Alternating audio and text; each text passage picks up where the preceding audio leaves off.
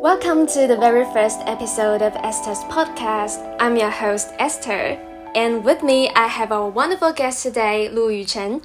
She earns an honor degree in psychology at Wake Forest University and is now taking a postgraduate program in psychology at the University of Chicago.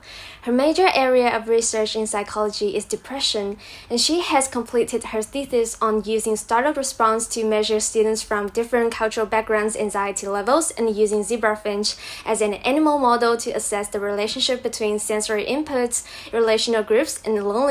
So, welcome, Yuchen. Thank you so much for inviting me. How are you doing?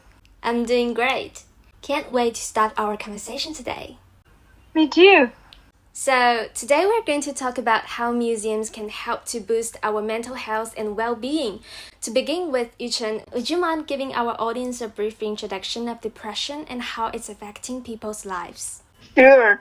Depression is a mental disorder which negatively impacts people's lives. It can cause severe symptoms that affect how you feel, think, and handle daily activities. It is mainly characterized by lethargy and anhedonia. It is also accompanied by other symptoms such as eating and sleeping disorders. In more serious cases, patients have suicidal ideation. In recent years, depression has been affecting more and more people, especially the young, including many students. Incidents of suicide have been increasing over years across the world, including the European, the USA, China, and etc.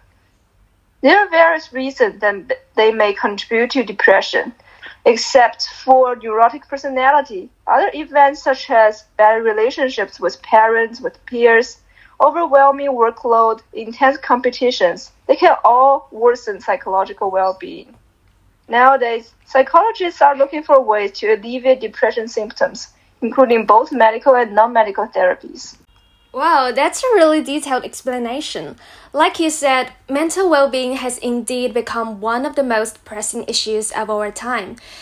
Nowadays, public institutions like museums and theaters around the world has taken on their social responsibility and joined in the mental health conversation.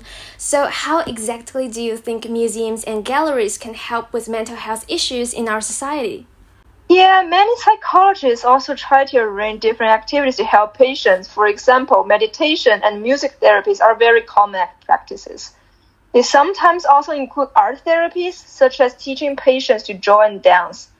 And there was also evidence showing that visiting museums can help alleviate symptoms as well. Visiting museum is a type of social activity which can make people feel less social isolation, and staying away from current stressors is important. So such activities can help direct attentions, and when people are immersing in the world of art and history, they tend not to focus on their current negative psychological states.